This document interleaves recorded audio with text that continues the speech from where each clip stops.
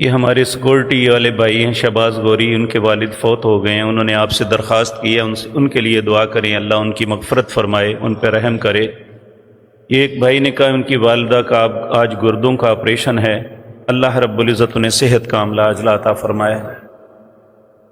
یہ حافظ فیضان مجید، میرا بھتیجا بیمار ہے، اسلام آباد اسپتال میں داخل ہے، اللہ سب بیماروں کو شفا عطا فرمائے۔ یہ ہمارے دوست اور بھائی ہیں چٹان پی وی سی والے، ان کے بیٹے 14 سالہ ابراہیم کافی بیچارے تکلیف میں ہیں، بیمار ہیں، پچھلے دنوں انڈیا بھی لے کے گئے، ان کا آپریشن نہیں ہو سکا، اللہ رب العزت اس بیٹے پر رحم فرمائے۔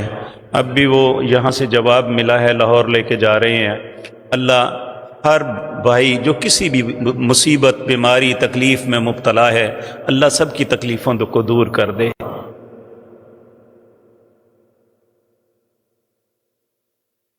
ایک بھائی نے کہا ہے نمازی نماز میں دیر سے شامل ہوا، فاتحہ کا حصہ یا 2 حصے پڑھی، اسے مکمل کر کے رکوع میں جانا چاہیے، اگر وہ رکوع میں مل جاتا ہے فاتحہ پڑھنے کے بعد انشاءاللہ اس کی نماز درست ہوگی۔ اگر اللہ سے منت مان کر دعا مانگی جائے اور وہ دعا پوری نہ ہو تو کیا وہ منت پوری کرنی چاہیے؟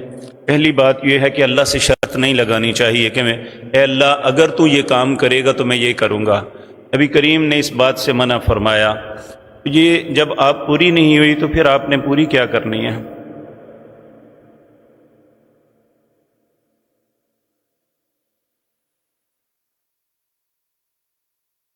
ایک بھائی نے پوچھا ہے محلے کی ایک بوڑھی اماں لوگ جو بھی اس کو پیسے دیتے وہ ہمارے پاس رکھوا دیتی ہے، اب اس کی یادداشت نہیں رہی، وہ اپنے پیسے بچوں کو نہیں دینا چاہتی۔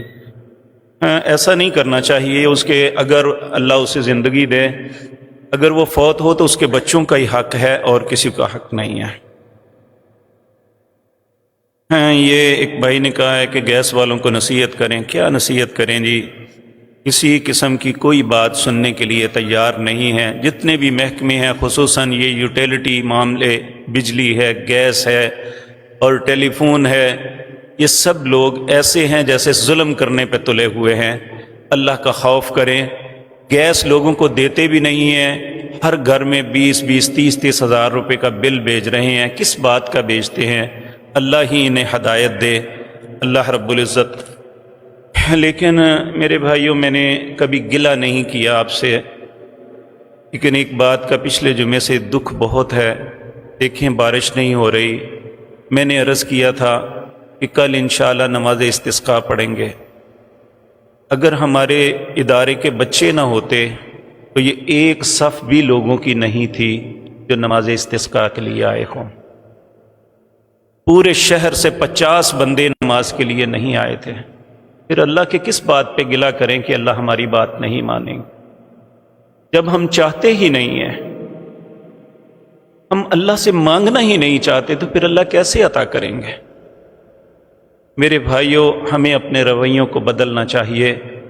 ہم اللہ کے پابند ہیں، اللہ ہمارا پابند نہیں ہے۔ اگر بارش نہیں ہوگی نقصان ہمارا ہے، اللہ کا کچھ نہیں بگڑے گا۔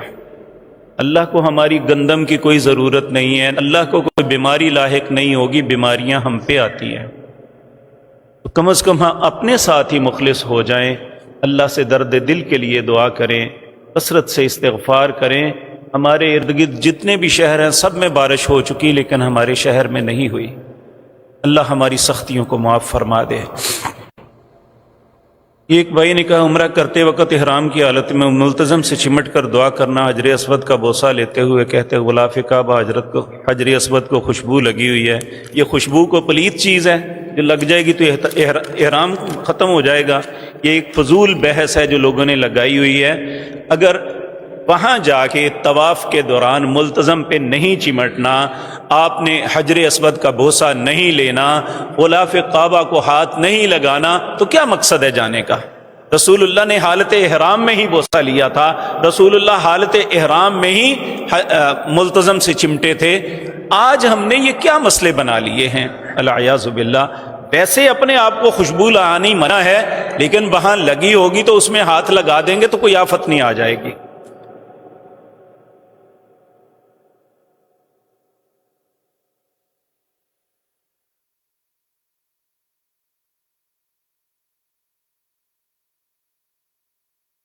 ایک خاتون نے پوچھا ہے کہ میرے خامد نے کسی کو پیسے دیے تھے، اس بندے نے پیسے لٹا دیے ہیں، اس کے فوت ہونے کے بعد تو کیا میں وہ پیسے گھر میں خرچ کر لوں یا صدقہ؟ اگر آپ اپنے اور اپنے بچوں پہ خرچ کرتی ہیں تو کوئی حرج نہیں ہے، سب پہ۔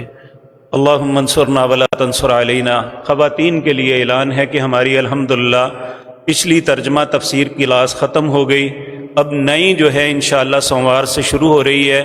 جو خواتین تجوید ترجمہ تفسیر پڑھنا چاہتی ہیں، یہ 2:30 بجے سے 4:30 بجے تک ادارے میں کلاس ہوگی۔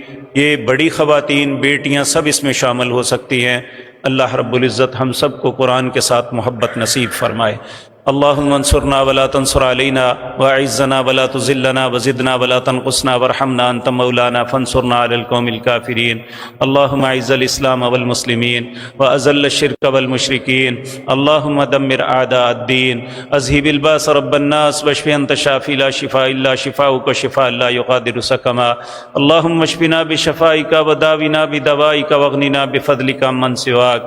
اللہم انا نستغفرک ونتوب الیک۔ اللہم انزل علینا الغیث ولا تجعلنا من القانتین یا رب العالمین یا ارحم الراحمین۔ اللہم ارحم علی احوالنا ولا تنظر الى سوء اعمالنا۔